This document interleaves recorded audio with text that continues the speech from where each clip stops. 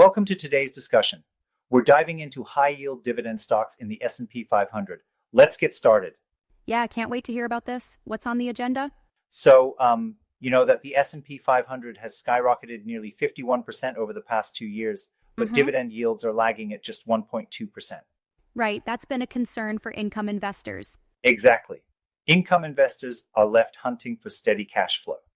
So I looked into three of the highest paying dividend stocks in the S&P 500. That's interesting. Which stocks did you find? First up is Walgreens Boots Alliance. They have a staggering 9.1% dividend yield. Wow, 9.1%, that's huge, but is there a catch? Well, here's the thing. Walgreens has been through a rough time. Their stock plummeted 64% last year, and Ouch. they even had to cut their dividend. That's concerning. Any signs of a rebound?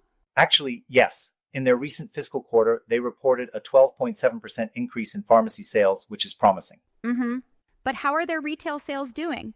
Retail sales took a hit, unfortunately, but they reaffirmed their adjusted earnings per share guidance of 1.40 to 180 for the year. So if they hit those targets, the $1 per share dividend seems safe for now. So it's kind of a mixed bag, right? Exactly. It's like they're on a tightrope balancing Yeah. between recovery and ongoing challenges. Income investors should be cautious then. Definitely. The high yield is tempting, but there are significant risks. Got it. What's the next stock? Next is Altria, the tobacco giant, offering a 7.7% dividend yield. Altria, huh? How are they doing these days? Well, after rallying in 2024, the stock recently pulled back, reflecting Right. broader struggles in the tobacco industry. Are their revenues declining?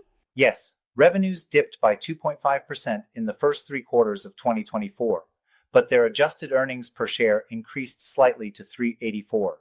And they've got that next gen product Enjoy, right? Exactly. They're betting big on Enjoy to drive growth in the next-gen tobacco space. But aren't they lagging behind competitors? They are. It's like they're playing catch-up, and Mm-hmm. flat revenue growth isn't helping their case. So solid dividend, but uncertain growth prospects? That's right. The dividend is well funded, but Yeah, for investors seeking both growth and income, it might not be ideal. makes sense. What's the third stock? The third is Verizon, with a dividend yield of 6.9%. Verizon, how are they holding up? They've been facing some challenges, losing market share to T-Mobile Hmm, partly due to missteps in their 5G rollout. I thought they were leading in 5G technology. They were supposed to be, but T-Mobile has outpaced them. Verizon's operating revenue was flat at $33 billion in the third quarter, and adjusted EPS dipped from 122 to 119. Any positives at all? Well, their wide profit margins provide some stability, but their heavy Right. debt load is a concern. And they're acquiring Frontier Communications for $20 billion, right? Yes, which could be a game changer or a financial burden depending on Yeah. how it pans out. So attractive dividend, but underlying issues make it risky. Exactly. Verizon's history of underperforming the market makes it a tough sell for many investors. So what's the overall takeaway? High dividend yields can be enticing, but they often come with strings attached. Investors need to dig deeper and weigh the risks versus the rewards. It's like getting a great interest rate on a sinking ship. Exactly. And there are other opportunities out there. The Motley Fool highlighted 10 stocks they believe are better buys right now, and Verizon wasn't on that list. Any examples?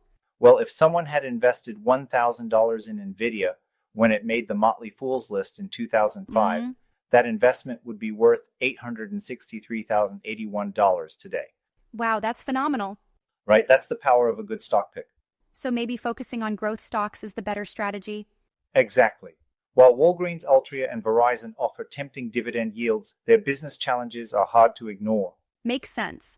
Investors should always do their homework and consider their goals before diving in. Absolutely. Staying informed is key. Thanks for the insights. This has been really enlightening. No problem. Always happy to chat finance.